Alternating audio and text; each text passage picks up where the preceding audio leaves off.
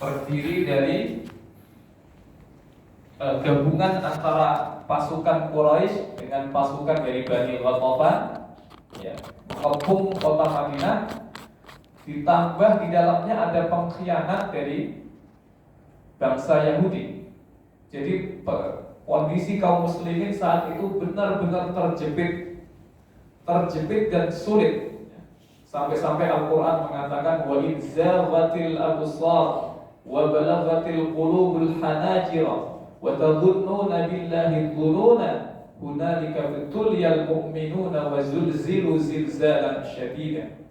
Yaitu ketika mata terbelalak, wa balaghatil qulubul hanajira, seolah-olah hati itu sampai ke dalam kerongkongan, naik ke kerongkongan, saking mencekamnya saat itu. Wa tadhunnuna billahi dhununa, dan kalian pada saat itu berprasangka kepada Allah dengan bermacam-macam prasangka.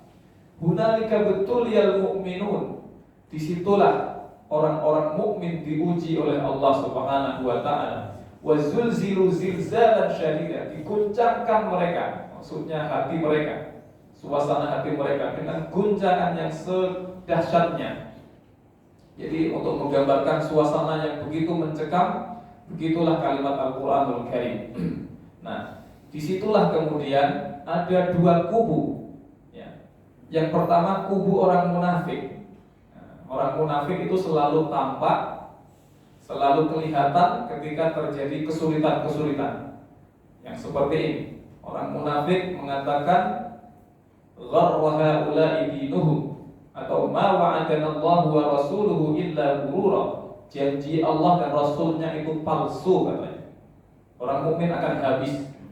Apa janji Nabi? Janji Nabi kan beliau mengatakan Sana'a Yaman akan ditaklukkan, Kisra Persia akan ditaklukkan, Romawi akan ditaklukkan. Begitu janji Nabi. Ini saja sudah seperti ini kata orang munafik. Gak mungkin, bohong itu Nabi katanya. Tapi ada golongan yang kedua, yaitu orang-orang mukmin. Nah, mereka mengatakan begini, walamma ra'al mu'minuna al-ahzab qalu hadza ma wa'adana Allah wa rasuluhu wa sadaqa Allah wa rasuluhu wa ma zadahum illa imanan wa taslima. Ketika orang-orang mukmin melihat pasukan koalisi hendak menyerbu mereka, justru mereka mengatakan inilah janji Allah dan Rasulnya, dan maha benar Allah dan Rasulnya. Wa ma zadahum, dan tidaklah peristiwa itu menambahi mereka kecuali iman dan kepasrahannya kepada Allah. Jadi wa ma zadahum iman illa imanan wa taslima. Ini yang perlu digarisbawahi. Tidaklah peristiwa tersebut kecuali semakin menambah keimanan dan ketawakkalan mereka kepada Allah Subhanahu wa taala. Nah, ini yang hendak beliau garisbawahi di sini. Hubungan antara ayat dengan bab. Orang mukmin adalah orang yang pasrah kepada Allah dalam keadaan apapun, termasuk yang sangat berat seperti itu tadi. Akhirnya kaum mukmin dimenangkan oleh Allah Subhanahu wa taala atas ide Salman Al-Farisi untuk menggali parit, dan kemudian Allah kirimkan angin besar yang dingin. Kemudian jamaah dimuliakan Allah Subhanahu wa taala, langsung kita menuju ke hadis. Jamaah dimuliakan Allah, ada beberapa hadis yang beliau sebutkan. Hadis yang pertama adalah di mana Ibnu Abbas meriwayatkan Rasulullah SAW bersabda, "Uridat 'alayya al-umam, fara'aitu an-nabiyya wa ma'ahu ar-ruhayb, wan-nabiyya wa ma'ahu ar-rajul wal-rajulan, wan-nabiyya laisa ma'ahu ahad." Nabi pernah diperlihatkan oleh Allah Subhanahu wa taala. Diperlihatkan di sini ada beberapa kemungkinan. Bisa jadi saat beliau tidur dan mimpi para nabi itu adalah hak, benar. Bisa jadi saat beliau terbangun, bisa jadi saat beliau sedang Isra Mi'raj. Yang penting beliau bercerita, uridat 'alayyal umam. Jadi umat-umat ini semuanya ditampakkan di depan mataku. Kemudian aku melihat ada seorang nabi yang mempunyai 1-2 orang pengikut. Ada juga nabi yang memiliki pengikut dengan jumlah hitungan jari, tidak sampai 10 ruhaid gitu. Ada juga nabi yang bahkan tidak punya pengikut sama sekali. Jadi dakwahnya tidak ada yang menerima satupun. Nah, kemudian beliau juga ditampakkan ada nabi yang dikelilingi oleh banyak sekali orang. Sawad azim, hitam yang banyak, maksudnya adalah pengikut yang banyak. Beliau mengira, nah ini umat saya ini sepertinya. Ternyata tidak. Ternyata itu adalah umatnya Nabi Musa alaihissalam. Kemudian ditampakkan lagi kepada beliau sawad azim, pengikut Nabi dengan pengikut yang sangat banyak. Kemudian diminta lagi melihat lagi di sebelahnya. Ternyata ada lagi pengikut yang sangat banyak. Ternyata dua-duanya itu adalah pengikutnya Nabi Muhammad SAW. Sangat besar, lebih besar daripada pengikutnya Nabi Musa yang sebelumnya. Kemudian dikatakan kepada beliau, hadhihi ummatuka wa ma'ahum sab'una alfan yadkhuluna al-jannata bighairi hisabin wala adab. Kemudian dikatakan kepada baginda Nabi sallallahu alaihi wasallam, ini adalah umatmu wahai Muhammad, dan di dalamnya itu ada 70.000 orang yang akan masuk surga tanpa dihisab dan tanpa dianggap sebelumnya. Nah, kemudian thumma nahadha fadakhala manzilahu. Kemudian Nabi setelah mengucapkan itu, beliau masuk ke rumahnya. Maka sahabat yang mendengarkan hal itu kemudian berspekulasi. Ada di antara mereka yang mengatakan, fala'allahumul ladzina sahibu Rasulullah. Bisa jadi 70.000 orang yang masuk surga tanpa hisab, tanpa adab itu adalah orang yang menemani Nabi, sahabat Nabi. Ada yang mengatakan, fala'allahum alladzina wulidu fil Islam wa lam yusyriku billahi syai'an. Mungkin mereka adalah orang yang dilahirkan dalam kondisi Islam, ya, dan tidak pernah melakukan kesyirikan sedikit pun sebelumnya, ya, beda dengan sahabat Nabi. Qala wa qala wa dzakaru asya. Kemudian mereka ada yang berpendapat lain. Intinya mereka berspekulasi. Maka kemudian Nabi keluar lagi menemui mereka. Fa kharaja alaihim Rasulullah faqala man ladzi taquduna fi? Apa yang kalian bicarakan? Kata Nabi. Fa akhbaru, kemudian mereka ngasih berita, ngasih kabar tentang apa yang mereka spekulasikan itu. Faqal, kemudian Nabi mengatakan, humul ladzina la yarqud. Mereka adalah orang-orang yang tidak meruqyah, wala yastarqud, dan tidak minta diruqyah, wala yatatayyarun, tidak merasa sial dengan apapun, wa ala rabbihim yatawakkalun, dan mereka adalah orang-orang yang pasrah tawakal kepada Tuhannya. Kemudian faqama Ukasah ibnu Mihsan, ya. Kemudian berbangkit berdiri Ukasah, ud'u Allah an yaj'alani minhum ya Rasulullah. Doakan aku ya Rasulullah supaya aku masuk ke dalam 70.000 orang itu. Faqal anta minhum, kamu termasuk itu, mereka itu ya Ukasah. Kemudian ada laki-laki yang bangkit kemudian mengatakan yang sama, ud'u Allah an yaj'alani minhum ya Rasulullah. Doakan aku supaya aku masuk ke dalam 70.000 orang itu ya Rasulullah. Faqala sabaqaka Ukasah telah mendahuluimu. Jangan dimuliakan Allah, itu redaksi hadisnya. Sekarang kita dengarkan syarahnya. Jamaah dimuliakan Allah, ada beberapa hal yang akan kita sampaikan mungkin terkait hal ini. Yang pertama, ada 4 sifat tadi ya disebutkan, di mana 4 sifat itu yang membuat orang akan masuk surga tanpa hisab, tanpa adab.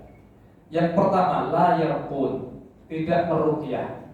Nah, ini ada komentar daripada para ulama. Komentar, di antara komentar para ulama adalah sebagaimana disebutkan Syekh Utsaimin, Syekh Al-Albani, dan juga Ibnu Taimiyah. Al-Imam An-Nawawi, ya, beliau manusia biasa. Di sini beliau ada kesalahan.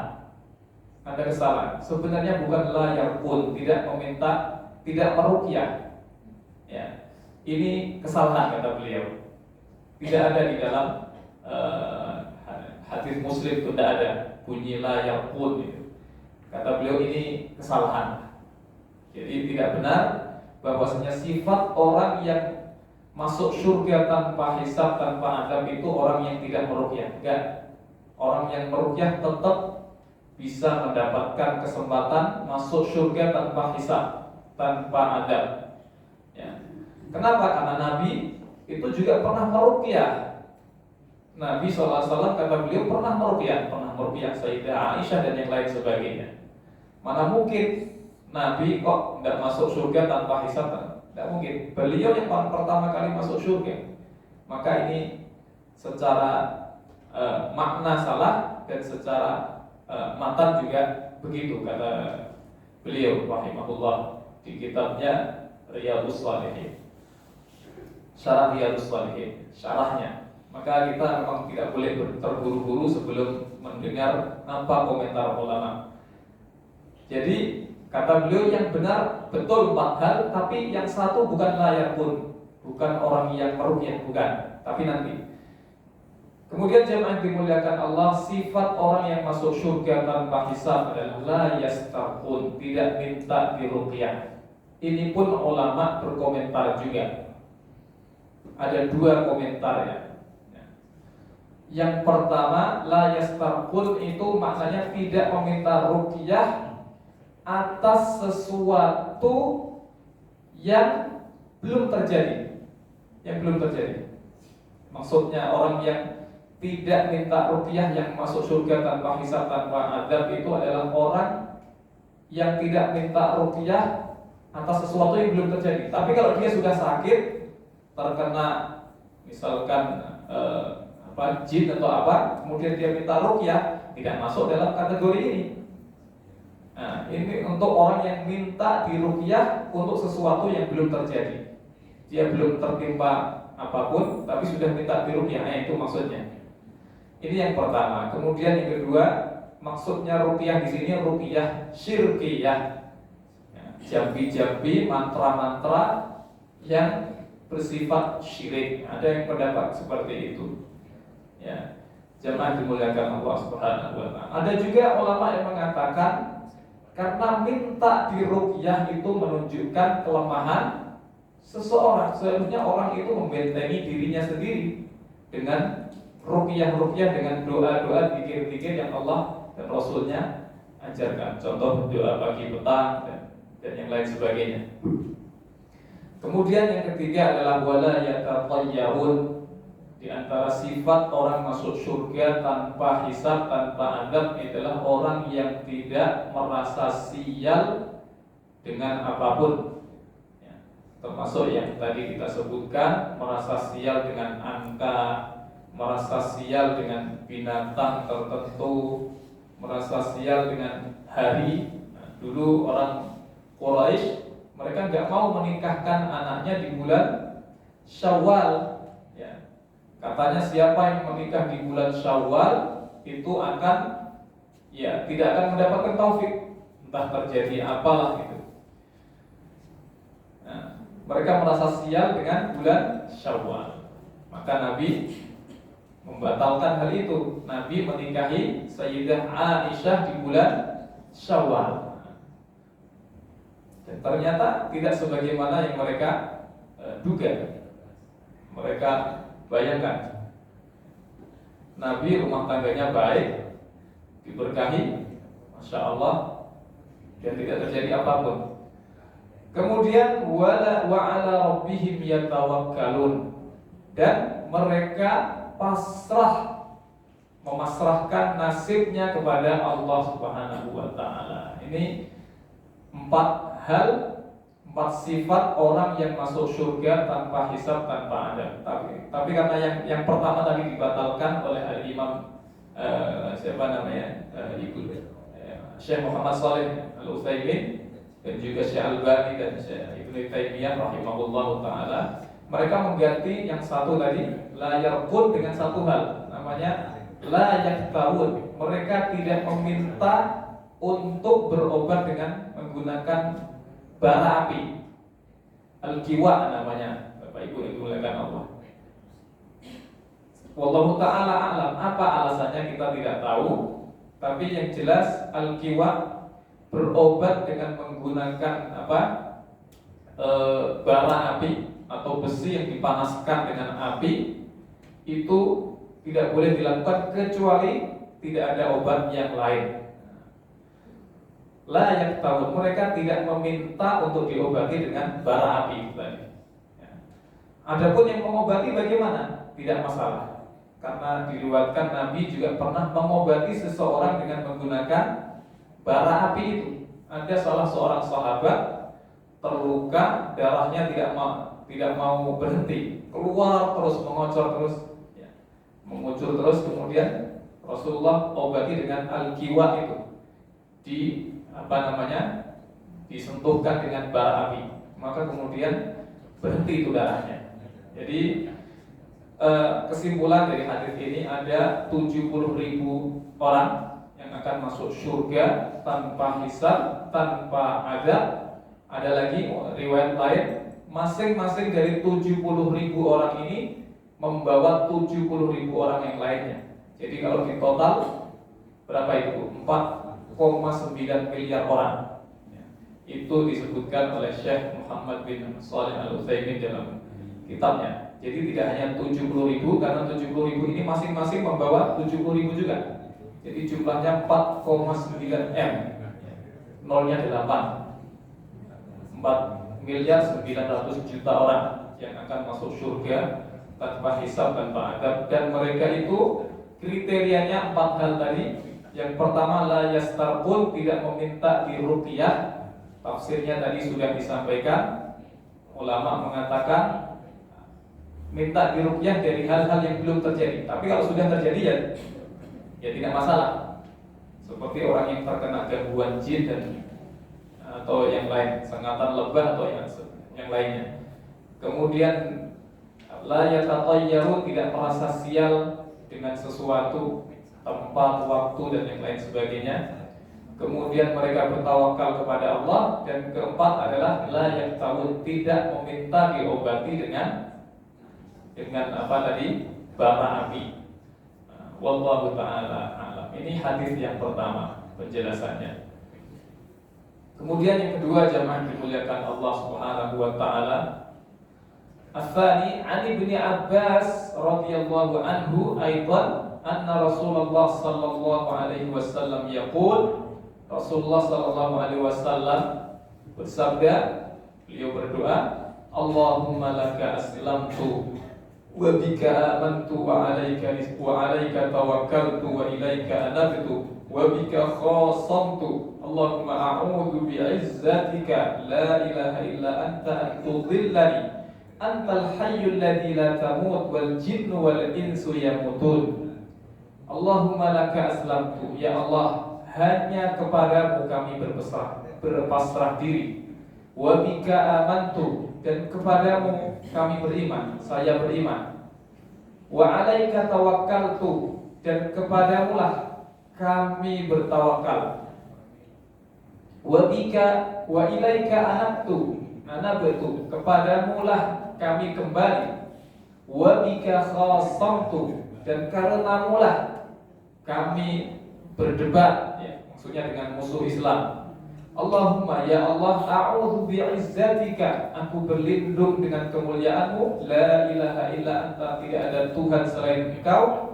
Aku berlindung antudhillani, supaya agar Engkau tidak menyesatkan aku.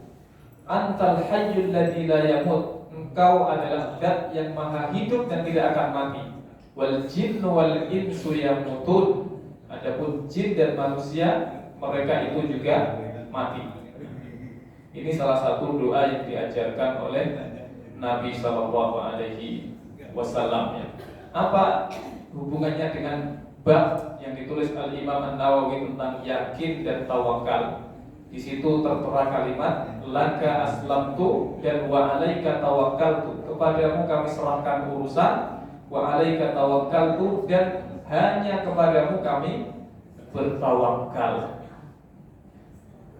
Terakhir, mungkin yang ketiga, jemaah dimuliakan Allah Subhanahu wa taala, Ali bin Abbas radhiyallahu anhu qala hasbunallahu wa ni'mal wakil qalaha Ibrahim hina ulqiya fin-nar wa qalaha Muhammadun sallallahu alaihi wasallam hina qalu innan nasa qad jama'u lakum fakhshawhum fazadahum imana. Jadi kalimat hasbunallah wa ni'mal wakil, cukuplah bagiku Allah, ia adalah zat sebaik-baiknya zat yang dipasrahi kepadanya urusan, yang diserahkan kepadanya urusan. Hasbunallah wa ni'mal wakil itu ternyata qalaha Ibrahim hina ulqiya finnar, telah diucapkan Nabi Ibrahim ketika beliau dilemparkan ke dalam api oleh raja. Raja siapa, Bu? Namrud atau Numrud, sebagian mengatakan. Jadi beliau pasrah. Hasbunallah wa ni'mal wakil, cukuplah Allah Subhanahu wa taala bagiku, dan ia adalah zat sebaik-baik zat yang dipasrahkan kepadanya urusan. Itu dikatakan oleh Nabi Ibrahim sebelum Nabi Muhammad SAW. Wa qalaha Muhammadun sallallahu alaihi wasallam hina qalu innan nasa qad jama'u lakum fakhshawhum fazadahum imanan wa qalu hasbunallahu wa ni'mal wakil. Dan itu juga dikatakan oleh Nabi Muhammad SAW dan juga para sahabat pada saat itu. Kapan itu? Setelah terjadi perang Uhud. Perang Uhud kaum muslimin sebagaimana kita tahu mengalami kekalahan. 70 orang syahid, yang lainnya terluka-luka, dan lukanya macam-macam. Ada yang parah, ada yang pertengahan. Jemaah dimuliakan Allah, setelah selesai perang Uhud, selesai perang Uhud, kaum muslimin ada yang meninggal tadi, dan juga lukanya masih belum kering. Keesokan harinya muncul berita bahwasanya orang Quraisy hendak menyerbu kota Madinah. Padahal dalam kondisi yang luka-luka seperti itu, darahnya masih basah mungkin. Di saat itulah kemudian Nabi SAW meminta diumumkan agar sahabat yang kemarin ikut perang Uhud agar segera mengambil senjatanya kembali dan berangkat ke sebuah daerah namanya Hamraul Asad.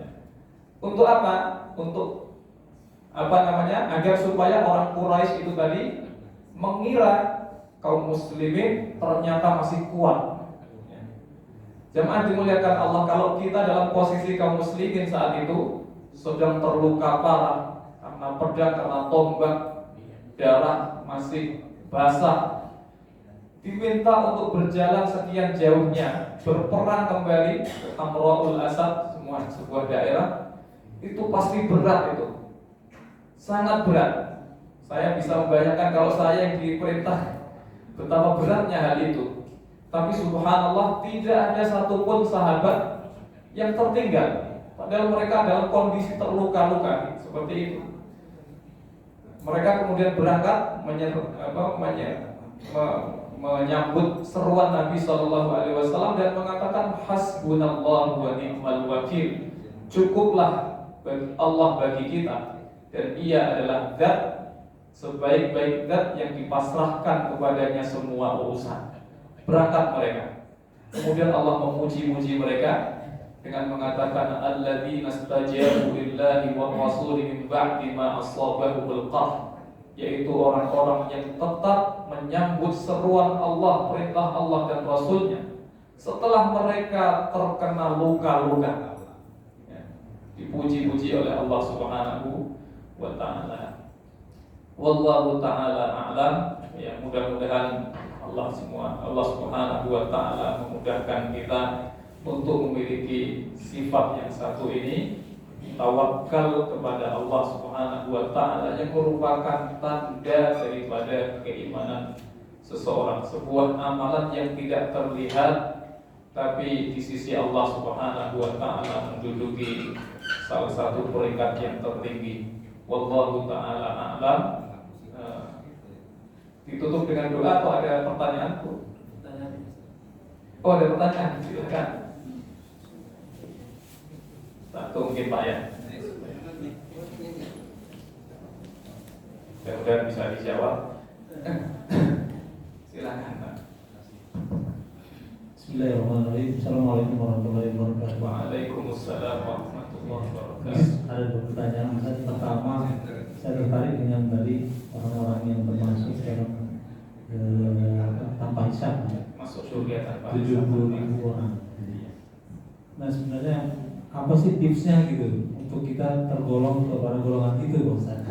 Ya, kemudian yang kedua, mungkin sedikit luar tema, Pak Ustaz. Sekarang ini kan era teknologi digital, Ustaz. Yeah. Setiap orang-orang berlomba untuk ya katakanlah cari nafkah di bidang ini, antara lain jadi YouTuber gitu. Yeah. Nah, di konten-konten YouTuber itu sendiri isinya banyak sekali yang justru gibah gitu, menceritakan aib orang, artis segala macam gitu. Nah, cari nafkah seperti ini apakah tergolong haram atau tergolong apa, Ustaz? Mohon penjelasan. Terima kasih. Assalamualaikum warahmatullahi wabarakatuh.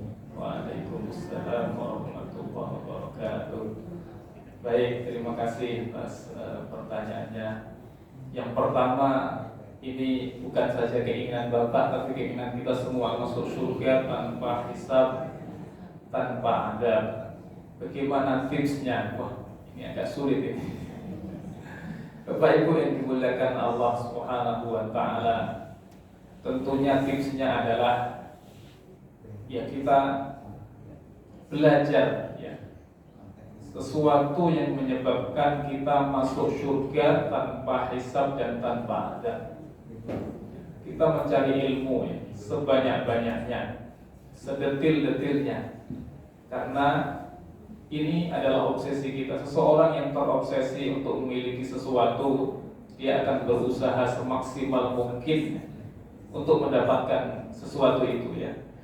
Maka di antara caranya, tipsnya, yang pertama ya menuntut ilmu yang sekiranya ilmu tersebut membuat kita masuk surga tanpa hisab, tanpa adab. Sebagaimana hadis ini di antaranya 4 hal yang disebutkan di mana kita bisa masuk surga tanpa hisab, tanpa adab karenanya. Ya. Tadi tidak minta diruqyah, tidak tidak tatoyur, merasa sial, kemudian tawakal dan yang lain sebagainya. Ini salah satu caranya Bapak Ibu yang dimuliakan Allah Subhanahu wa taala. Kemudian tidak hanya satu hadis saja yang menyebutkan hal ini, dan ada hadis-hadis atau ayat-ayat Al-Qur'an yang lainnya. Inilah yang juga kita perlu baca, kita perlu kaji. Ya. Jika kita benar-benar ingin masuk surga tanpa adab, tanpa hisab. Jadi yang pertama adalah ilmu. Dan ilmu itu kullu syai', segala-galanya kata para ulama. Karena semuanya membutuhkan ilmu. Ya, setelah itu ya tidak mau tidak boleh tidak, ya harus diamalkan. Kemudian didakwahkan, dan kemudian terakhir adalah kita bersabar dalam hal itu. Allah taala alam. Ini yang pertama barangkali Pak ya. Jadi ilmu dimulai dari ilmu, kemudian amal. Kemudian yang kedua tentang hukum YouTuber gitu Pak ya, yang demi mendapatkan istilahnya sekarang cuan, dia kontennya asal menghalalkan segala cara, termasuk yang haram. Ghibah itu haram, apalagi yang lain-lain sebagainya. Apalagi kalau ada konten-konten yang bersifat rofah ya, pornografi dan yang lain sebagainya, itu bagaimana hukumnya? Nah, ini perlu pembahasan khusus, ini perlu membaca fatwa ulama ini Pak ya. Secara terpisah, kalau konten saja itu hukumnya kan boleh-boleh saja. Nah, bagaimana kalau kontennya berisi haram? Apakah ini termasuk haram juga penghasilannya? Wallahu ta'ala a'lam. Kemungkinan ini hukumnya terpisah, ya Pak ya. Dia rezekinya halal, hanya saja dia berdosa karena ghibah. Karena cara mendapatkan rezekinya dengan cara yang halal, maksudnya ada transaksi. Dia mengerjakan ini dan kemudian mendapatkan hasilnya, tapi ghibahnya itu berdosa. Wallahu ta'ala alam. Nanti kita baca lagi fatwa-fatwa para ulama. Biasanya yang seperti ini dipisahkan hukumnya, ya. Cara mendapatkannya bagaimana, dan kemudian di dalamnya ada unsur apa, biasanya dipisahkan. Wallahu ta'ala alam. Mungkin saya cari lagi fatwa ulama yang kontemporer, yang kekinian. Sementara saya belum ada jawabannya, tapi kira-kira mungkin seperti itu, karena dia mendapatkan itu dengan cara halal.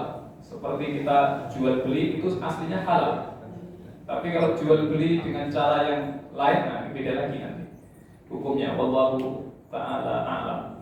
Seperti jual beli di hari Jumat ketika azan, itu bagaimana hukumnya? Nah, para fuqaha mengatakan jual beli tetap sah, halal, tapi dia mendapatkan dosa atau tidak mendapatkan keberkahan dari jual belinya. Jadi dipisahkan hukumnya antara jual belinya dengan pelanggaran yang dia lakukan, yaitu jual beli di saat khatib sudah naik mimbar.